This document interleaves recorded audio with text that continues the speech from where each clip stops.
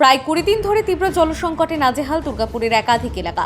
বিশেষ করে 41 নম্বর ওয়ার্ডের পরিস্থিতি ক্রমশই সংকটজনক হয়ে উঠেছে বলে অভিযোগ স্থানীয় বাসিন্দাদের।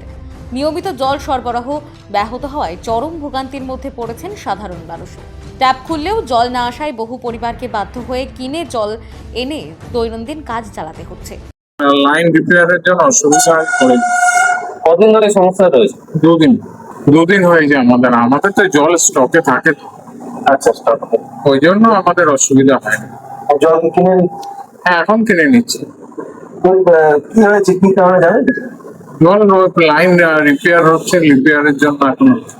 এলাকাবাসীর অভিযোগ, প্রতিদিন জল পাওয়ার জন্য কার্যত হাহাকার পড়ে যাচ্ছে। পানীয় জল থেকে রান্না, এমনকি নিত্য প্রয়োজনীয় গৃহস্থলীর কাজেও সমস্যায় পড়তে হচ্ছে বাসিন্দাদের। আমার কোনো পার্টির লোক, কোনো নেতার লোক কেউ আসছে না। সে ভোটের সময় সব আসবে, এখন জলের সময় কেউ আসছে না। জানিয়েছেন নেতাদেরকে? কেউ আসেনি তো, খোঁজ খবরে নিয়ে তো। জলের ট্যাঙ্ক আসে না একবারও? একবার আসছিল, একটা ট্যাঙ্কি দিয়ে ওইসব ঝুট ঝামেলা করে 1 ঘন্টার মধ্যে শেষ হয়ে গেছে। কেউ পেলো না। ওই ভরে কেউ স্টেশনে যাচ্ছে, কেউ ওখানে যাচ্ছে, ফোন খাচ্ছে। এবার কদিন যাবো বলুন না, কদিন নিয়ে আসবে? 1-2 দিন করে ছাড়তে পারে।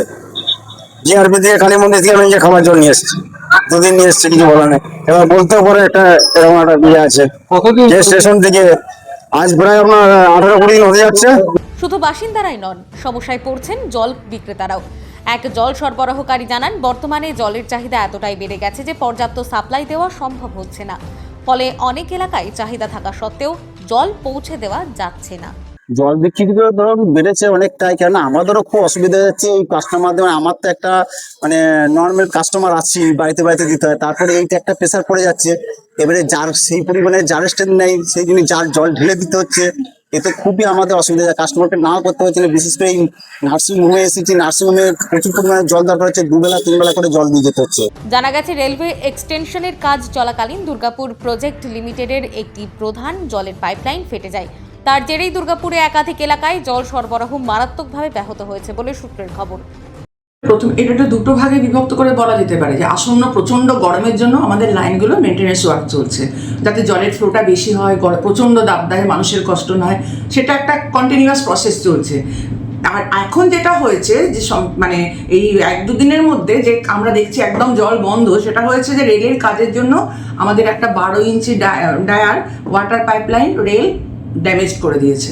এই পরিস্থিতিকে কেন্দ্র করে শুরু হয়েছে রাজনৈতিক তরজাও। বিজেপির পক্ষ থেকে সাংগঠনিক জেলা মুখপাত্র সুমন্ত মণ্ডল অভিযোগ করেন, দীর্ঘদিন ধরে দুর্গাপুর নগর নিগমের নির্বাচন না হওয়ায় নগর পরিষেবার মান ক্রমশই ভেঙে পড়ছে। তার দাবি, 2017-র পরে বিগত এত বছর হয়ে গেছে, কিন্তু দুর্গাপুর মিউনিসিপ্যাল কর্পোরেশনে ইলেকশন বন্ধ করে রেখেছে এবং তার জন্য গোটা দুর্গাপুরে নাগরিক ব্যবস্থা পুরো ধসে পড়েছে। আর তার জন্যে বিভিন্ন ওয়ার্ডে জল সংকট তৈরি হয়েছে। আজকে জল শুধুমাত্র জলের জন্য মানুষ হাহাকার করছে। অন্যদিকে পাল্টা দাবি শাসক শিবিরের 3 নম্বর ব্লক তৃণমূল সভাপতি শিপুল সাহা জানান, আমাদের যে জলের যে সমস্ত জায়গায় জলের সমস্যা রয়েছে, সেটা পুরোপুরি হচ্ছে ডিপিএল থেকে জলের পরিষেবাটা দেওয়া হয়। আমি ব্যক্তিগতভাবে ডিপিএল আধিকারিকের সাথে কথা বলেছিলাম, বিগত 10 দিন হয়ে গেছে। তোমরা বলেছিল আমাদের রিজার্ভার ক্লিনিং হচ্ছে, পরিষ্কার পরিচ্ছন্নের জন্য একটু অসুবিধা হচ্ছে, 2-4 দিন পরে ঠিক হয়ে যাবে। কিন্তু তারপরেও এখনও পর্যন্ত জলের প্রেসারটা নেই, কোথাও কোথাও জল নেই। আমাদের শিমুলতলা কলোনিতে নেই, আমাদের ডিজিটাল লজের ওই চত্বরে নেই, বাসস্ট্যান্ড চত্বরেও দীর্ঘদিন ধরে এই জলের সমস্যা রয়েছে। ডিএমসি থেকে জলের সমস্যা সমাধানের জন্য ইঞ্জিনিয়াররা এসেছেন, বারবার করে তারা পরিকল্পনা করছেন এবং সমস্যার সমাধানের চেষ্টা করছেন। আমিও বারবার গিয়ে তাদেরকে বলেছি, তারাও এসেছে।